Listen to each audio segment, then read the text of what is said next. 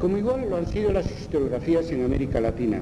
Y juntando esfuerzos a los dos lados del Atlántico hemos creado este fenómeno que yo estoy convencido que es imposible que nazca en otro ámbito académico, desde luego francófono, e incluso anglófono. Me preguntaban en el periódico de Álava, creo que saldrá mañana la entrevista, no sé de todo lo que me han preguntado y lo que he respondido que ellos sacarán, pero una de las cuestiones es ¿por qué ha salido esto? Un fenómeno de estas características que, insisto, no tiene parangón en otros ámbitos porque ha salido del ámbito español, del ámbito latino. Mi respuesta inicial pues es historiográfica, que el hecho de no haber habido una escuela historiográfica anteriormente estrictamente española, estrictamente latina, pues se ha convertido ese retraso en una ventaja. En un momento de crisis pues tenemos menos lastre para enfrentarnos a situaciones nuevas, a necesidades nuevas, a posibilidades nuevas. Pero después, escuchando esta mañana, esta tarde, ya no está aquí, a mi compañera medievalista de la Universidad de Navarra, Raquel García, cuando decía, hay temas de Navarra que solo se clarifican yendo a Francia, ¿no?, a fuentes y etcétera, ¿no? Y nosotros vamos allí sin ningún problema, buscamos las fuentes y la bibliografía. Sin embargo, los franceses no lo hacen. Ellos ni nos citan ni leen lo que nosotros hacemos al otro lado. Bien, creo que eso no solo es aplicable a Francia, sino que es aplicable al mundo anglófono. Es decir, que nosotros tenemos estamos en una situación muy favorable para adaptarnos a la globalización necesariamente multicultural, multilingüística, multilateral. Y yo creo que estos países que han ejercido una hegemonía o que pretenden ejercerla ahora sobre la base del principio de autoridad de países más poderosos, con historiografías más poderosas, que los otros tienen que seguir, etcétera, están menos preparados objetivamente que nosotros para adaptarnos al mundo global que viene, también al mundo académico global que viene. Quiero decir que para nosotros no es ningún problema y vamos a hacer más esfuerzo en nuestra red de acoger mensajes, no solo en portugués, que ya pasa y que ya está sucediendo, sino en italiano, francés y inglés. Sin embargo, intenta tú intervenir en español en una red en inglés y no digamos una red en francés. El mundo anglófono es mucho más amplio, naturalmente, etcétera, que el mundo francés, pero es tan cerrado como lo que aquí estamos diciendo, como lo que aquí estamos criticando. Sin embargo, para un español es mucho más fácil entender este mundo donde no queremos imponer el uso del idioma español, a pesar de ser ya la segunda lengua en uso en Internet y la segunda lengua en el mundo occidental, como decíamos esta mañana, después del inglés, por delante del francés, por delante del italiano, por delante del alemán. Por lo tanto, estamos especialmente situados sobre la base de que el único idioma europeo, además del inglés, que tiene una dimensión internacional, naturalmente, como todos sabemos, es el español. Y eso es la consecuencia subversiva, empleando el término tan querido para todos, que todos hemos leído la historia subversiva del Departamento de Historia Contemporánea de la Universidad de Deusto, es el efecto subversivo de la globalización, que le da toda la vuelta, y donde lo que fue centro puede ser periferia, lo que fue periferia puede ser centro. Y podemos crear un movimiento académico internacional sobre la base del castellano. Ahora, eso sí, nosotros ponemos en todos nuestros congresos traducción simultánea. En los anteriores, no solo al inglés, sino también al francés.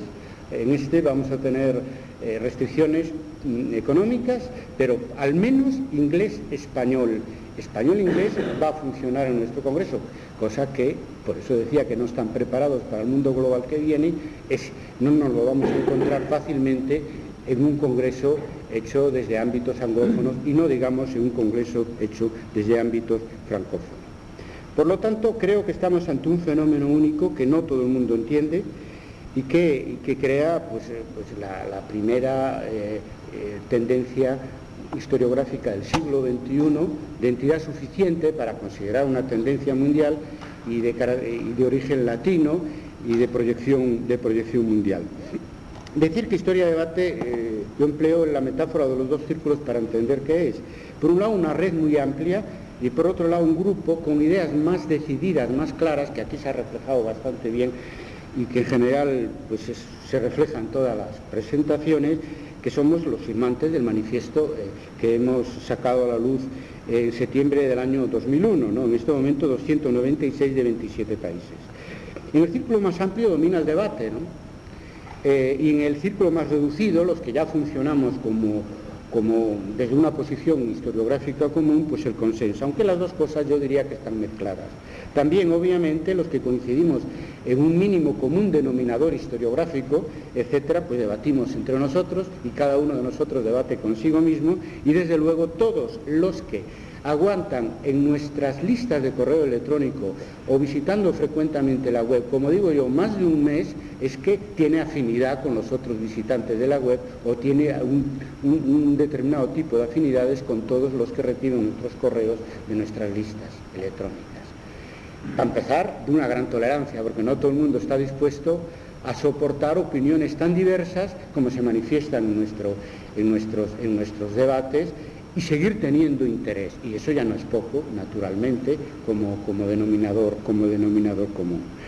Decía que tiene un carácter informativo, tengo que dar algunos datos, esta mañana ya lo he hecho. La lista Historia de Debate en este momento pues tiene 2038 inscritos de 45 países, y la lista de Historia Inmediata, donde tratamos problemas de actualidad, 622 de 24 países. La web ha recibido desde 1999 749.833 visitas, me refiero a sesiones de usuarios.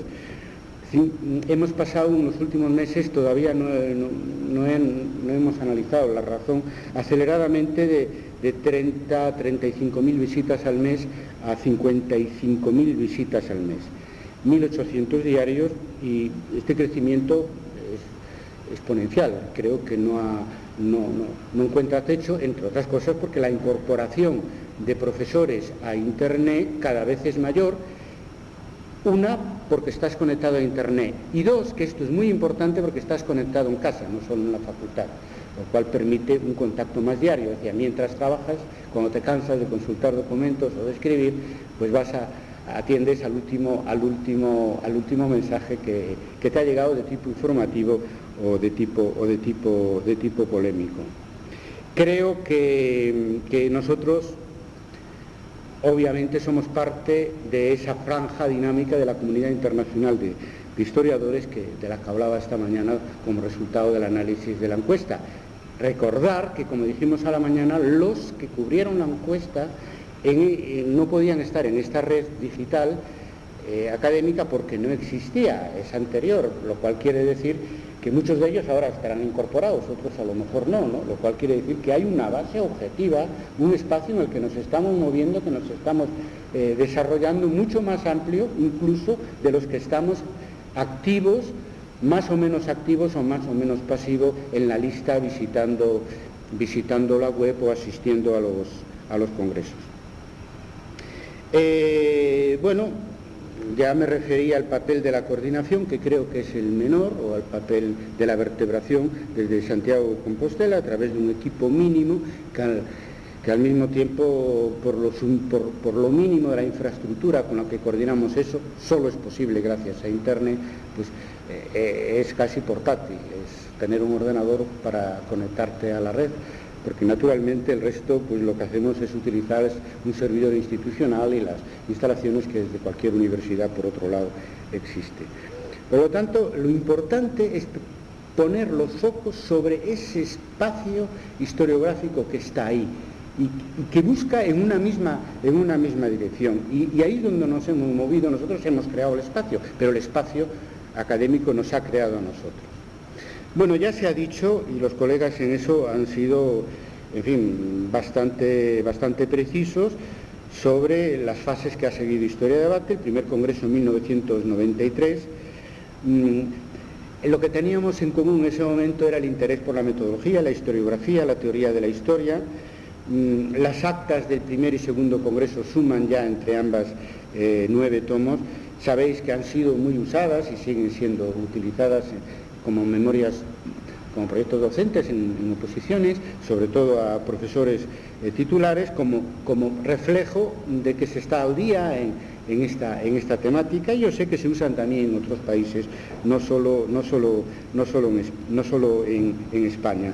Decir aquí un pequeño secreto que no hemos publicado, la transcripción de las mesas del primer congreso por un defecto técnico, porque se han perdido las transcripciones. Por eso yo estoy siempre tan preocupado que no pase lo mismo cuando viajamos y hacemos actos, y ya no ha pasado en el segundo congreso y por supuesto no va a pasar en el tercero, porque hacemos doble y a veces triple transcripción de algo que para nosotros es precioso, que es la exposición verbal diversa y con la espontaneidad que tiene naturalmente la mesa redonda. El segundo congreso de 1999 en realidad fue la refundación de Historia Debate. Creo que José Luis de la Granja lo ha expresado muy bien. Primero porque aterrizamos en Internet, se preparó casi fundamentalmente pues a través de Internet, por razones de tiempo incluso llegaron los folletos tarde a algunos sitios, y porque es cuando nos planteamos pensar con nuestra propia cabeza, es decir, buscar alternativas y organizar la búsqueda de alternativas a la crisis historiográfica sin esperar a qué es lo que venía pues más allá de los Pirineos o más allá del Atlántico. Y eso creo que ha sido un salto cualitativo, una ruptura epistemológica, como decía lo que fue aquel querido Luis Althusser, del que tanto aprendimos en los años 60 y 70. Pienso que la elaboración del manifiesto historiográfica marca una tercera etapa de reconstrucción del paradigma historiográfico. Son 18 proposiciones articuladas que se pueden consultar en la página web, que vamos a revisar después del tercer congreso a finales del año que viene. Y el tercer congreso pues es una incógnita, porque estamos haciendo camino al andar. Va a ser el gran test de cómo está la Historia de Debate y cómo está la historiografía internacional, y por lo tanto ya habrá que poner como las películas que tienen dos partes, continuará, lo veremos, y lo veremos entre todos.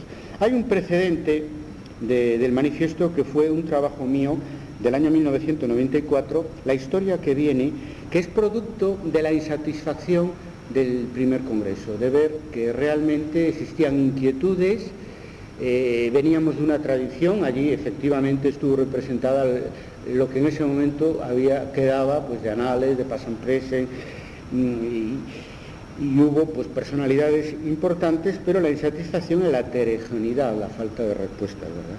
Y de ahí salió la historia que viene, que es siguiendo el sistema que hemos aprendido naturalmente de filósofos y de otras disciplinas, de una serie de tesis articuladas que orienten el debate y que nos lleven a algún lado, ¿no? Tratando de, pues no sé, hacer balance de toda la experiencia anterior, de toda la formación recibida, y siendo muy realistas sobre la situación crítica de nuestra disciplina. En la elaboración participaron 24 colegas del manifiesto, en base a un borrador inicial que hice yo, y en 2 años se ha multiplicado por 10, porque somos en este momento 296 historiadores de 27 países, de Europa, de América y de Oceanía, porque bueno, hay colegas de Australia y de Nueva Zelanda en este círculo más estrecho que somos los firmantes del manifiesto de Historia de Debate, pues somos la mayoría de los que estamos aquí. Decimos allí en el preámbulo que después de 8 años de reflexiones y de debates pues habíamos llegado a esas conclusiones. La verdad es que fue realmente difícil. Decimos que está ahí, esas inquietudes, esas afinidades, pero nos ha sido realmente difícil, porque todos, como los que nos movemos en nuestro medio, sabemos lo difícil que es poner de acuerdo a 1 más 1, que somos 2. Y entonces imaginaros lo difícil que es poner de acuerdo, aunque sean en presupuestos mínimos, a 1 más 1 más 1, hasta llegar a cientos, y no digamos hasta llegar a miles, ¿no? Y en ese sentido creo que ha sido muy eficaz el que no se utilizara para ese consenso la fuerza, es decir, que no se utilizara el principio de autoridad, es decir, que no se estableciera una relación jerárquica respecto a una gran figura que se le ocurren unas ideas y que es seguido por otros. Pienso que incluso en los trabajos que yo anticipé antes de la redacción del manifiesto, me refiero a la historia que viene y el borrador que sirvió para el debate, el texto que todos conocemos, en realidad, aunque son de mi autoría personal, hay que decir que están redactados pensando en el consenso que se quiere obtener. ¿Me explico? No son unas ocurrencias originales para ver si hay alguien que te sigue, sino prestando mucha atención a lo que otros escriben y a lo que otros dicen para tratar de hacer una síntesis que a su vez pueda ser debatida y pueda ser consensuada en un sector cada vez más amplio. Por lo tanto, no esperar a la gran figura que nos va a indicar el camino, al gran Moisés que nos va a indicar la salida, que nos va a hacer transmigrar de Egipto y que va a abrir él, sino que desde abajo sentirnos todos protagonistas colectivos, ¿no? Yo creo que el manifiesto ha tenido un efecto perturbador en algunos colegas, en parte por la palabra misma del manifiesto, que ha sido elegida a propósito para provocar. ¿Y por qué? Por su efecto arrollador, ¿no? Por su crecimiento arrollador y espontáneo, ¿no? Y espontáneo en la medida de que cualquiera, pues a través de la página web o por otra vía, pues puede, enviando los datos que allí se precisan, adherirse al manifiesto historiográfico de historia debate. Yo creo que lo más perturbador del manifiesto, lo que más rompe la situación de nuestra disciplina, es su carácter colectivo. Es mucho más colectivo que otros manifiestos que han jugado un papel muy importante en la historia intelectual del siglo pasado, incluso en la historiografía. Me refiero al manifiesto comunista de 1848, de un ámbito, claro, en fin, que está muy por encima de lo que aquí estamos hablando, que es de una autoría de dos personas, probablemente de una, del propio Marx, como encargo, eso sí, de un colectivo, la Liga de los Comunistas. Pero es que el manifiesto de Cara al Viento, después de la Segunda Guerra Mundial, de los Anales, cuando reinician con el nombre de Anales la edición de la revista, lo redactó Lucien Febvre exclusivamente.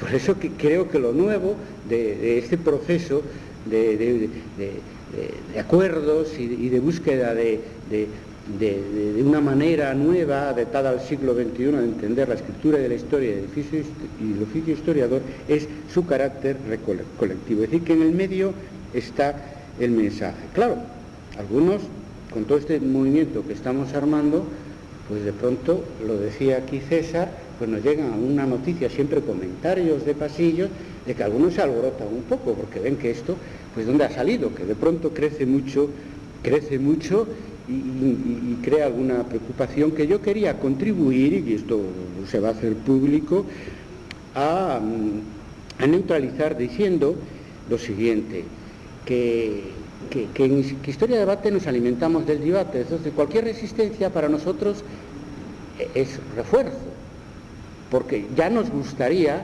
y ofrecemos nuestros medios electrónicos y nuestros congresos para que se exponga cualquier crítica que se quiera hacer, porque eso es la sal de nuestro movimiento.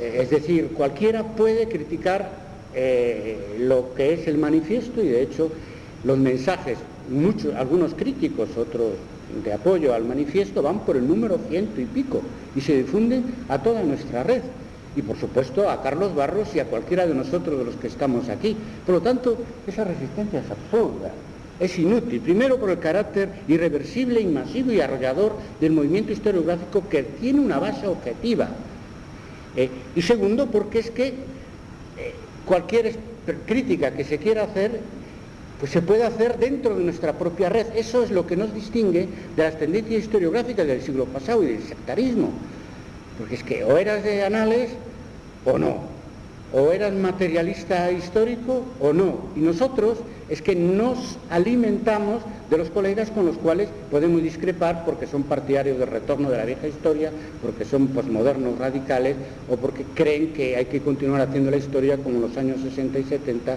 y no más. Y los necesitamos, y están en nuestro movimiento en su círculo más amplio. Y cada uno de los que estamos firmando el manifiesto, pues tenemos orígenes diversos, unos más de Anales, otros más del marxismo, otros más positivista, y no vamos a renunciar como movimiento a esa característica esencial del debate, al carácter completamente abierto, lo cual no quiere decir que no tengamos puntos en común. Sobre el contenido explícito del manifiesto, yo creo que la clave de Bóveda es el punto 1, ya esta mañana hablamos, definir la historia como ciencia con sujeto, me refiero con sujeto cognoscente, al historiador, pero ciencia. Y ahí es donde algunos tampoco no nos entienden. Es decir, es que hasta ahora solamente se podía pensar con una idea a la vez. Si son dos ideas, es eclecticismo, que es un poco lo que decía César. Y en el siglo XXI, y yo aconsejo leer, por ejemplo, Introducción al pensamiento completo de Edgar Morin, el siglo XXI, la racionalidad o se reconstruye como complejidad o no entendemos nada. Y cuando nosotros decimos que no somos partidarios del objetivismo de arranque ni del relativismo extremo del posmodernismo, estamos conectando con esa franja que se manifiesta muy amplia de la comunidad internacional de historiadores que se manifiesta en la encuesta, y estamos trabajando con dos ideas a la vez: ciencia con sujeto, pero ciencia. Y esta mañana fue una gran satisfacción para mí decirlo, y cuando hice el análisis también saber que el camino que intentábamos construir desde la posición, desde el círculo más estrecho dentro de nuestro movimiento historiográfico, pues se correspondía con el resultado de esa encuesta. Hay que trabajar con dos ideas a la vez. Algunos probablemente no serán recuperables ya para eso, porque estamos acostumbrados al pensamiento simple, y tú, si haces historia económica, pues no puedes hacer historia de las mentalidades. Y si haces pues historia medieval, pues claro, pues no puedes preocuparte por los problemas contemporáneos. Pero es que yo creo que el siglo que viene va a surgir de esa mezcla. Y las soluciones que tenemos que encontrar en la historiografía son las soluciones también que tiene que encontrar el mundo para vivir todos juntos en tolerancia, y es el multilateralismo, y es el multiculturalismo, y es el mestizaje, que es el futuro. Y también creo que es el futuro de nuestra disciplina. Yo pienso que es muy importante reconocer el papel activo del historiador, no echar el balón fuera y volver al historiador neutral, imparcial, al mito positivista, en ese sentido que el propio Ranke no cumplió, porque él fue un hombre activo políticamente, y la historia que hizo además es una historia bastante orientada desde el punto de vista conservador a la hora de, por lo menos, de elegir las grandes figuras que más le interesaban para sus investigaciones históricas. Es muy importante ese paso de reconocer el papel subjetivo no solo de los agentes históricos, sino del historiador, sobre todo el historiador colectivo, y convertirlo en algo positivo. Yo pienso que es la única salida, aunque a alguno le va a parecer difícil, ¿no?, jugar con esas dos ideas. Somos una ciencia objetiva y subjetiva al mismo tiempo, pero es la única manera de dar continuidad al oficio y poner al día nuestro concepto de ciencia, porque esto es un lugar común para un físico, para un historiador de la ciencia. Todo el mundo sabe que la verdad exacta no existe, es pura religión, no es ciencia. La ciencia es el resultado del cruce del investigador con el objeto que estudia, y ahí es un problema de puesta al día. Por eso que eso es un piso firme, el redefinir la historia como objetiva y subjetiva al mismo tiempo. Yo pienso que una cuestión principal aquí está saliendo constantemente, y que pienso que está bien tratada y bien solucionada en el manifiesto historiográfico, y es el tema de nuestra relación con las corrientes historiográficas, análisis, materialismo histórico, cuantitativismo, estructuralismo, en la que nos hemos formado. Es muy importante para la generación a la que pertenecemos, pues en fin, parte de los que estamos aquí, desde luego César y yo, que siempre nos apuntamos, ¿no?, porque, etcétera, pero también para la generación más joven a la que me refería, que es la que tiene el futuro ahora por delante, entre los 30 y los 40 años, que también han sido formados en estas corrientes. Yo pienso que tanto en la encuesta como en el manifiesto siempre estamos trabajando pues con dos ideas o tres a la vez, y si somos capaces de apoyarnos en esta mesa con tres patas, al menos vamos a estar en una posición estable, ¿no? El plato va a estar en una posición estable. Primero, reivindicar esa tradición renovadora de análisis del marxismo, etcétera. Pues, César lo ha hecho ahora, lo ha hecho en su intervención de las 4 de la tarde, y los demás también estamos en esa línea, la historia subversiva de Deusto. En eso no podemos ceder, hay que reivindicar, porque no olvidaros que hay un retroceso historiográfico a la hora de estudiar los hechos históricos a través de grandes figuras otra vez, algo que había desaparecido en los años 60 y 70, ¿no? Por lo tanto, recuperar, ya no sustituir de nuevo la individualidad por el sujeto colectivo, hombre, pero buscar una síntesis, una historia mixta donde aparezcan articulado los sujetos colectivos y los sujetos individuales en la historia, ¿no? Y no es nada fácil. En el borrador que estamos manejando como consulta en nuestra red para elegir el temario del próximo congreso, yo no sé si os acordaréis que puse una línea que ponía grandes hombres y sujetos colectivos. Y es que a la hora de responder, sobre todo en la lista, no tanto en el grupo manifiesto, es que me proponen temas de grandes figuras históricas. Es que es terrible. Es decir, estamos viviendo un momento en que hemos perdido, digamos, todo lo que hemos aprendido sobre quién hace la historia, ¿no? Claro, yo creo que era excesivo decir que la historia lo hacen por las fuerzas populares, el sujeto colectivo, porque era disminuir el papel de las grandes figuras, que son expresión de algo mucho más amplio y que además juegan un papel activo individualmente. Por eso el futuro está en la síntesis, pero atención, que se ha ido el péndulo muy hacia el otro lado. Por lo tanto, es necesario reivindicar. Yo utilizo todavía en mis clases introducción a la historia, combates por la historia, porque es bastante subversivo para la historia que los alumnos están muchas veces percibiendo, y tal como están los anaqueles de nuestra librería. Por lo tanto, reivindicar. La segunda idea es revisar a fondo. Primero, revisar esto que es lo que nos ha llevado a la fragmentación actual. Es decir, la idea de las corrientes renovadoras del siglo pasado, que se renueva cambiando de tema. Claro, ahora tenemos todos los temas encima de la mesa, y eso ha llevado además a satanizar temas, por ejemplo la biografía, la historia narrativa, la historia política. Yo creo que eso hay que superarlo. Todos los temas son en principio válidos, el debate hay que centrarlo en los enfoques, sobre todo enfoques que lleven a una visión global. La colega, que fue muy interesante, quizá pues muy prolijo, ¿no?, de historia medieval de Navarra, a la hora de decir todos los temas que se estaban investigando, algunos que faltaban, decía pues dramáticamente que faltan realmente síntomas, hemos perdido la unidad del objeto, y saltando de un tema a otro no lo vamos a resolver. Hay que buscar maneras de retomar aquello en lo que fracasó, entre otras cosas, las corrientes renovadoras del siglo pasado, que es el concepto de historia total. Yo creo que ahí es donde hay que revisar más a fondo aquellos paradigmas más ambiciosos y más fracasados de análisis del marxismo. Lo de historia total, lo de historia mixta puede ser una vía.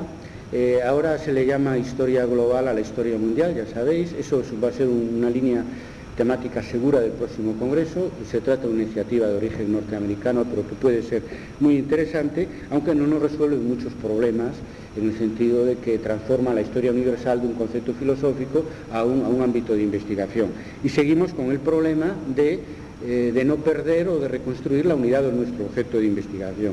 Yo pienso que lo de la historia mixta, el artículo al que se refería César, es una conferencia mía en el curso de verano de Balaguer de este año, no, del año anterior, que está en la página web, que no ha entrado todavía ni en la discusión, ni la hemos difundido por nuestra lista. Es una vía y puede haber otras, porque eso sí, también lo hemos aprendido del sectarismo de las corrientes renovadoras del siglo pasado. No hay una vía única, hay muchas vías, pero las más importantes tienen que buscar la manera de reconstruir la unidad de nuestra disciplina y de reconstruir nuestro objeto.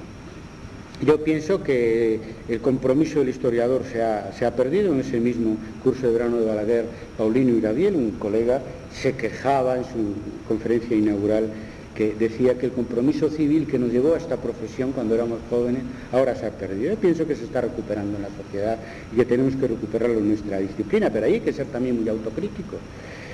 No el compromiso de partido que nos enseñó el marxismo de los 60 y de los 70. Aquí ha habido esta tarde, a las 4 de la tarde, pues una crítica por parte de César a cómo vuelve este compromiso de partido en función de un proyecto político, que yo creo que se le hace un flaco servicio a los proyectos políticos manipular la historia para que se adapte a una posición política. Y pienso que en el manifiesto hemos encontrado salidas a este problema de la utilidad social de la historia, del compromiso del historiador, a preguntas que estaban planteadas en la encuesta, planteando el tema de la autonomía del historiador, el tema de una aportación profesional, o sea, no tanto política como profesional del historiador a la sociedad. Y eso ahora es muy fácil, porque otras profesiones lo están haciendo, ¿no? Desde que Médicos Sin Fronteras hasta hoy es ya pan de todos los días el profesional que busca la manera de ayudar a la sociedad etcétera. Y nosotros tenemos que buscar, adaptándonos a lo que se entiende por solidaridad en el siglo XXI, a esa nueva manera de un compromiso, no tanto como político, no tan político, tan ciudadano, derecho al que todos tenemos y que se puede practicar incluso alternativamente al trabajo profesional, sino como profesionales. Y desde luego plural. Esto último creo que está bien tocado en el manifiesto y es una verdadera novedad, porque hasta ahora la manera de ejercer el compromiso pues era pues desde unas posiciones pues entendidas como progresistas, en las que sí, nos sumamos, pienso todos los que estamos aquí, pero lo que no era compromiso desde esa posición, pues eso se satanizaba. Y es que eso es algo que tiene que ver con una de las conquistas de historia de debate, claro, la tolerancia. Yo tengo verdaderos problemas, sobre todo en temas de historia actual, historia inmediata, cuando se manifiestan colegas desde posiciones, digamos, conservadoras, porque hay colegas que inmediatamente me escriben, a veces lo hacen públicamente para que los tachen de la lista.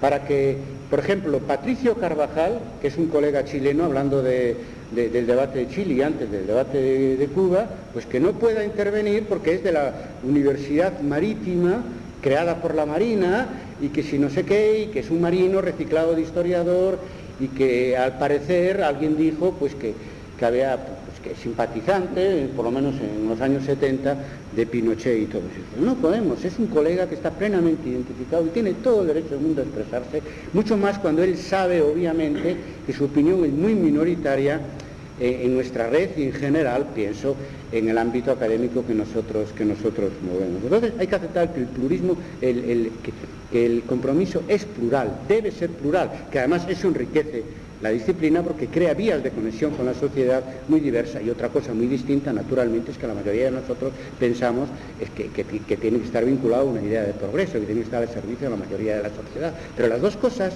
son perfectamente compatibles. Podemos pensar la mayoría, decía esta mañana, que nuestra base objetiva en la comunidad internacional de historiadores se define como de centroizquierda. Podemos todos defender un compromiso progresista del conjunto de los historiadores y al mismo tiempo, por decirlo de una manera simple, ser demócratas y que sea un compromiso democrático y que se pueda expresar cualquier otro que lo haga con una mínima educación y sin capucha, es decir, identificándose plenamente en ese debate. Entre otras cosas, además, porque si no hay interlocutor, naturalmente no hay debate.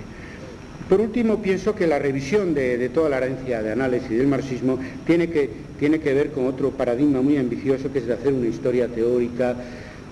Yo decía que hemos avanzado en ese sentido, la verdad, y esta generación que un poco en la que nos estamos apoyando más algunos excombatientes para actuando de puentes cara a un futuro, pues tiene más sensibilidad al tema de la metodología, al tema de la historiografía. Pero a pesar de todo cuesta trabajo el darse cuenta que hay que democratizar la reflexión, la autorreflexión. Estamos todavía muy habituados a pensar que tiene que ser una gran figura la que nos indique el camino. Creo que Historia de Debate en ese sentido ha avanzado mucho, porque nuestros congresos han hecho trabajos de metodología, de historiografía y de teoría, colegas pues desconocidos hasta el momento que escriben ese trabajo, y eso lo estamos fomentando y lo fomentaremos más cara al futuro. Creo que esta es la aportación, más bien en el campo de la metodología y la historiografía, quizá menos en el campo de la teoría, pero todo llegará. Y por último, y ya termino, el tema de la actualización de la nueva historia que heredamos, que consiste, que es nuestro punto de partida. Yo creo que hay nuevas necesidades y nuevas posibilidades. La nueva necesidad es que la historia está ahora más hiperespecializada, más fragmentada que en el tiempo de Bloch, de Febvre y de Brodel, sin duda ninguna, entre otras cosas porque estamos hablando de unos años entre la Primera y la Segunda Guerra y la posguerra después de la Segunda Guerra Mundial, donde la comunidad internacional de historiadores y las comunidades nacionales eran muy elitistas. Tenía un ámbito realmente muy reducido, la única interdisciplinaridad que se planteaba es con otras disciplinas.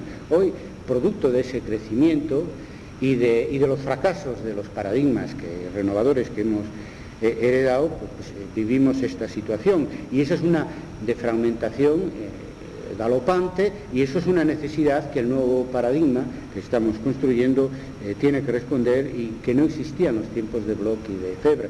Lucien Febvre ridiculiza ese espíritu cerrado diciendo que a los colegas pues tenían una mentalidad de pisito, ¿no?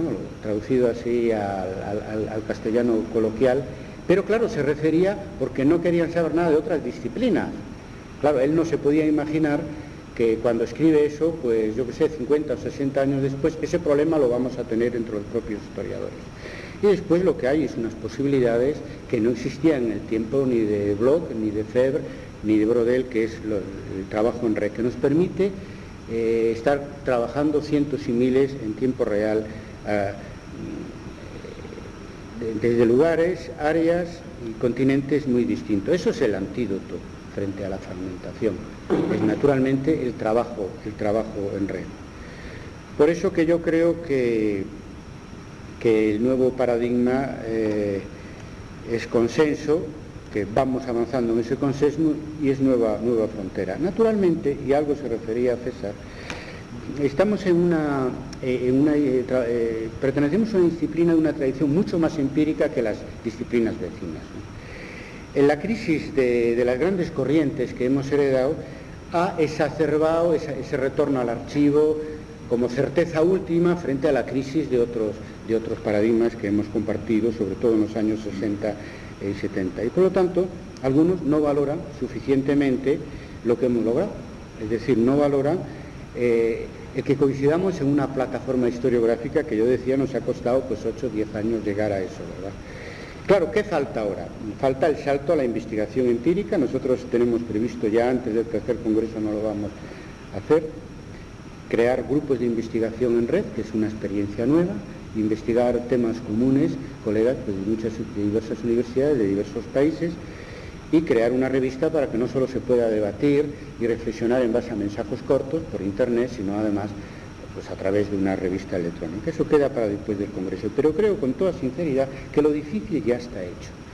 O sea, llegar a un consenso sobre temas tan cruciales como el concepto de historia, la relación con la sociedad, la relación con las corrientes que hemos heredado, etcétera, siempre con una postura abierta, es que es una base muy firme para empezar a investigar juntos, que es lo que nos queda. A mí me gusta decir que una vez cumplido el 10º aniversario necesitamos 10 años más para que esto se consolide, etcétera. Lo digo también para asustar a algunos. Nada más. Señoras y señores, es la hora de cierre de la biblioteca. Aquí terminamos. Bueno, quedan unos... Bien, a pesar de la orden, puede haber 2 o 3 minutos si alguien, aunque sea jugando también con el síndrome de agotamiento de las personas presentes, pero Ernesto. Yo muy rápido porque estoy de acuerdo con prácticamente todo lo que ha explicado Ricardo, aunque se me pasa en el yo creo que se ha dado un buen inicio, la verdad que es un solo para discrepar.